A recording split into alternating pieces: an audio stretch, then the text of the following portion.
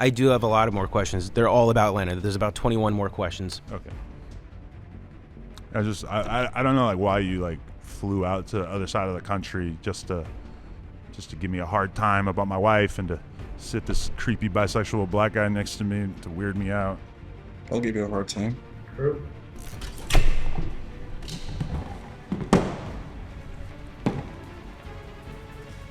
Welcome back, everybody, to the rant of the day. I have a hilarious video for you today, and I don't know why I've only just recently come across this channel.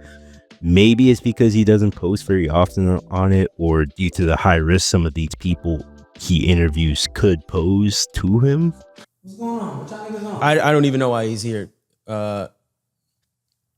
was supposed to be security. Chill.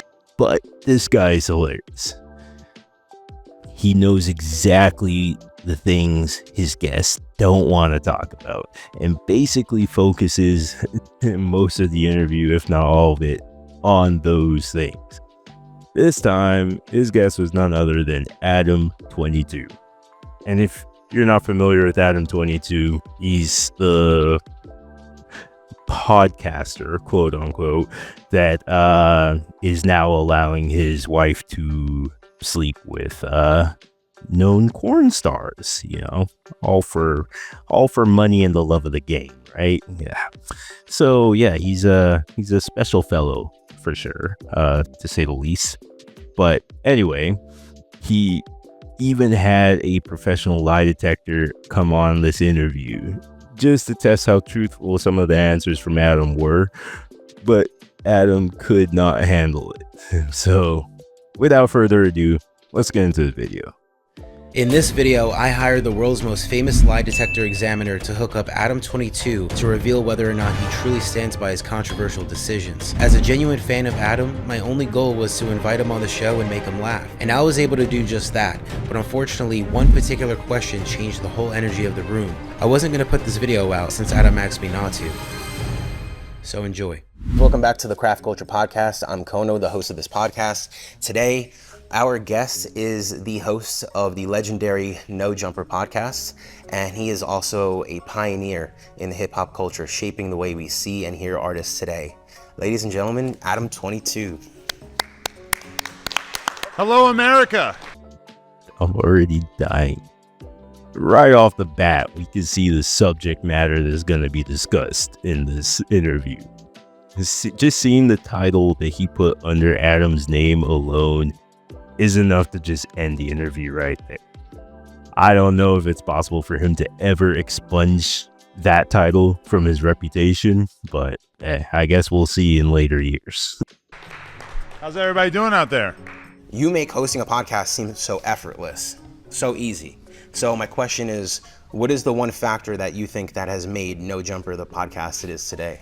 I guess a lot of hard work, and then just having a kind of outside the norm set of interests. But I think from the beginning, just like recognizing that, oh, SoundCloud rappers are interesting and nobody's talking to them, and or like, you know, oh, all these drill rappers are interesting and they're not really doing great interviews, so maybe I could get in there and find some opportunity there. I think that's probably what kind of pushed it into the space that it's in now. Your slogan for No Jumper has always been the coolest podcast in the world. Do you feel that by you occupying your environment with the wrong people, that's what's turned it into the complete opposite of that? Who are the uncool people? Well, you had 8 hosts leave, you know, and then you had that lawsuit. And those in particular were, in my opinion, the 2 biggest factors as to why you went dirt poor broke.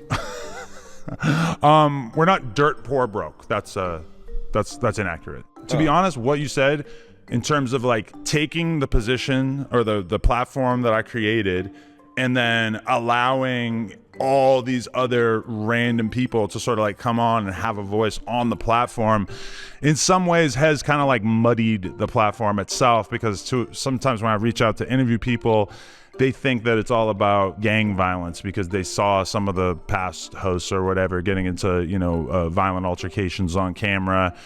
But at the same time, I am proud of the fact that I've put on so many people, but quite often I've gotten to see the negative side of putting other people on. I heard through someone who knows you very well that you are a very generous man.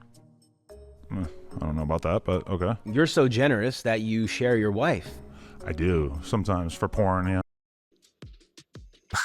I love how he pretends that this interview will actually be much more broad, and and starts off talking about no jumper, but then immediately segues into the topic everyone actually wants to see him talk about. And Adam's demeanor has already started to shift. You could tell he's coping hard with all those awkward laughs and his facial expressions, and yeah, it's great. I love it. Yeah, it's a very I think that's the most generous thing you can do. Thank you. I don't think any of the other men that I've ever allowed her to sleep with have ever said that to me, so thank you. Yeah, no problem. Now, how much meth does someone have to smoke to let someone else fuck their wife? I only done meth one time in my life. So it just takes one time. I think the meth thing and then allowing my wife to sleep with other men on camera 9 years later were largely unrelated. I want to ask you some questions about Lena. Yes. But I just want to make sure you're telling me the truth. Uh-huh. So I'm just going to bring in my friend. Hey, John, do you recognize who this man is? No. He's the world's most famous lie detector examiner. Really? Yeah. Wow. Hello, John. John, this is Adam 22 from the No Jumper podcast. Hello, John. So he's just going to hook you up just to ensure that you're telling the truth. Holy shit. Is it true that your name is Adam John Grand Maison? Yes. True. Big house, right? Yeah. In French. Yeah. Thank you. Lena, she does a sex scene with another man, but not with any man, but with a Black man? professional porn star. What the fuck? Oh, fuck. Yeah, that is also accurate. True. Do you or do you not regret allowing Lena to sleep with Jason Love? I absolutely do not regret that. Why the fuck you lying? Why you always lying? I don't even know if I believe that this thing is plugged in, but Blood, sweat, lower breathing, upper breathing. I've been testing since the 1980s. well, okay. Maybe there's something that I don't know that I've been holding on to. Did you enjoy watching the scene with Lena and Jason Love? Yeah, I haven't really tuned into most of the scenes that she's done since then.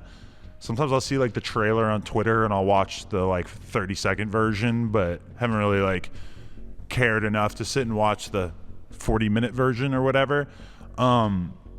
So yeah, I mean when she first did it, we were kind of all caught up in the hype of the whole thing going viral and stuff, and we did kind of watch it and bang while watching it. Wow. Yeah, so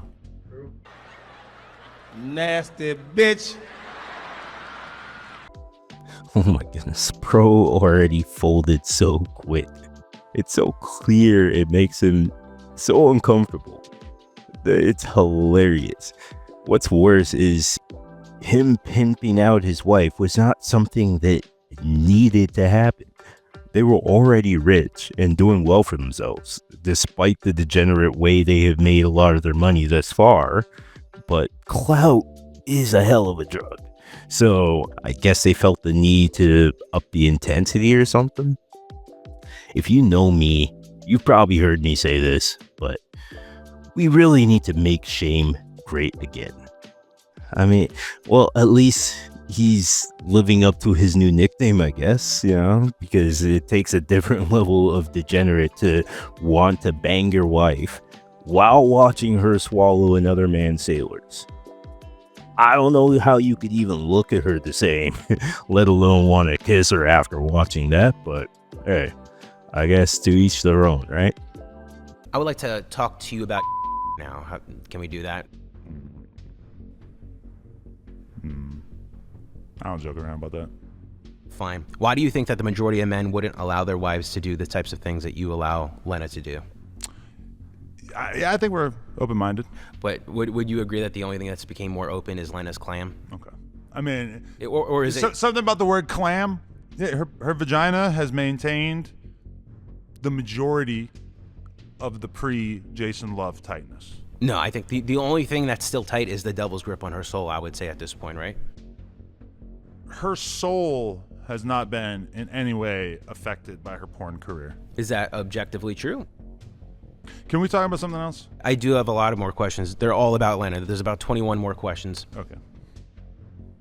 I don't know like why you like flew out to the other side of the country just to give me a hard time about my wife and to sit this creepy bisexual black guy next to me and to weird me out. I'll give you a hard time. True.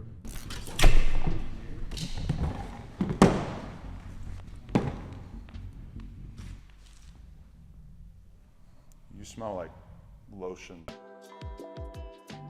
I don't even know what that ending was. I just find it so funny how now he is getting triggered by all this when it was so avoidable. She's your wife. Why would you let her sleep with other men for the world to see? Like, am I missing something here? I don't get it. I mean, there are some things we don't have to do before we come to the realization that, maybe this wouldn't be a great idea, you know? Some things are just common sense, no? I mean, I guess he would be the perfect collab for a cast right now, I guess, because, you know, they're very similar.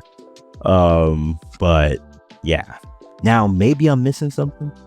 So if one of you who's viewing this also enjoys watching other men have their way with your woman, let me know what your thought process is in the comments, because yeah, to me it's a no-brainer. Like, that's insane to me, but hey, maybe I just don't have as open a mind. Who knows? Wake up in the morning feeling like P. Diddy. Hey, what up, Grab girl? my glasses. That's all I have for you today. I do plan on covering more of Cono's videos. He just doesn't make them often. That's the only issue. But as always, if you enjoy the content, make sure you leave a like and subscribe, and leave a comment down below if you have anything else you want to say on this topic or any topics you want me to cover. Thanks for watching. Till next time.